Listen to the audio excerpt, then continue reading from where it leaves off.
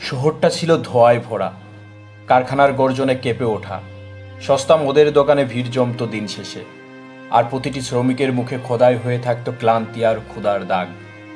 এই শহরেই বাস করতেন এক সাধারণ নারী, পেলাগেয়া নীলভনা। জীবন তার কাছে আনন্দময় ছিল না।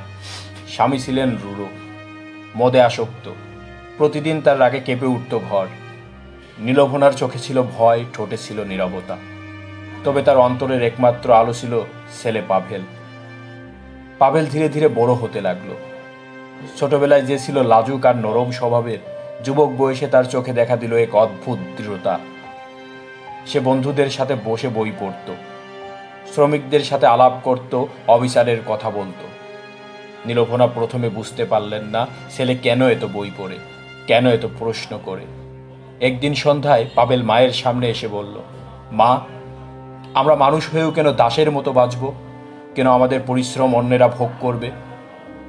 পৃথিবীকে বদলাতে হবে মা, আমাদেরই বদলাতে হবে। মা ভয়ে চুপ করে রইলেন। তার চোখে ভেসে উঠল শঙ্কা। এই পথে তো বিপদ আছে, কারাবাস আছে, মৃত্যুও আছে। তিনি ভাবলেন, একটা মা কি ছেলেকে এমন বিপজ্জনক পথে যেতে দিতে পারে? কিন্তু মায়ের হৃদয় তো ভালোবাসা। ধীরে ধীরে তিনি ছেলের চোখ দিয়ে পৃথিবী দেখতে শিখলেন। যে মা সারা জীবন ভয় আর অবদমনের আড়ালে বেঁচেছিলেন, সেই মা প্রথমবারের মতো দেখলেন আশার আলো। তিনি বুঝলেন, পাভেলের স্বপ্ন কেবল তার নিজের জন্য নয়, বরং হাজার হাজার মানুষের জন্য। যখন পাভেল শ্রমিকদের সংগঠিত করতে শুরু করলেন, মা নিঃশব্দে তার পাশে দাঁড়ালেন। তিনি লুকিয়ে রাখলেন নিষিদ্ধ বই, গোপনে বার্তা পৌঁছে দিলেন বন্ধুদের হাতে। তার জীবনে যে নারী চিরকাল নীরব ছিলেন, তিনি হয়ে উঠলেন সক্রিয়, সাহসী, দৃঢ়। নীলভনার মাতৃত্ব যখন আর কেবল ছেলের প্রতি সীমাবদ্ধ রইল না, তিনি অনুভব করলেন তিনি কেবল পাভেলের মা নন, বরং সমস্ত শ্রমিকের মা, সমস্ত বিপ্লবীর মা। যে বুক আগেই ভয়েই সংকুচিত হতো, সেই বুকেই জন্ম নিল এক নতুন শক্তি।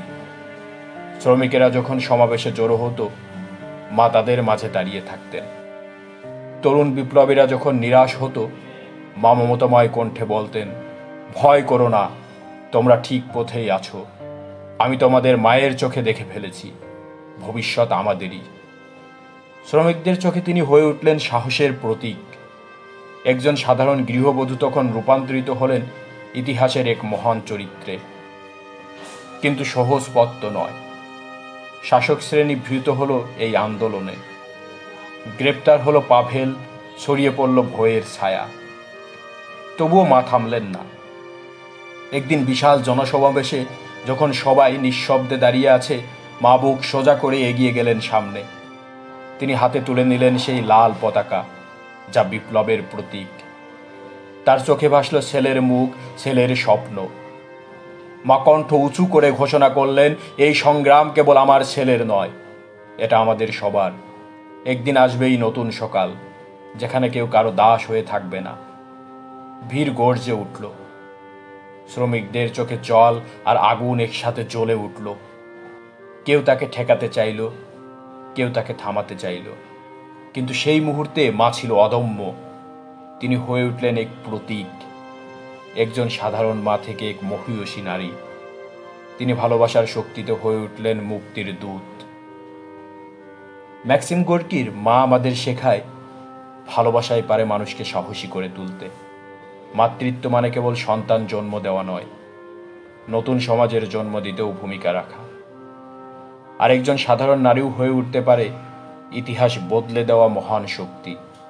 এ কেবল এক মায়ের গল্প নয়, এ হলো মানবতার জাগরণের গল্প।